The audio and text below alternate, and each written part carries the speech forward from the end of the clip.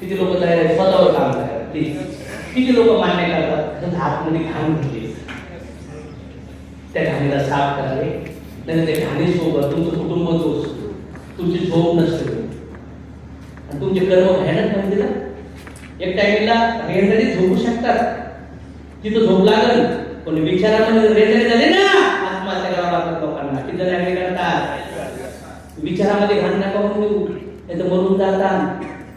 आणि हेच 5 अगदी शिवाय पुढची अर्जुन गोंधळ लावता आणि कृष्णाने मोटिवेट केलं होतं. यथो धर्मो तथो जय.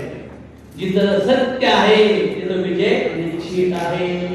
जिथं असत्य आहे तिथं किती पण एकत्र या थोडा बँडच वाजतो. आणि सनेज 70-80% स्पिरिच्युअलिटीवर डेव्हलप झाली कंपनी आहे, हे लक्षात ठेवा.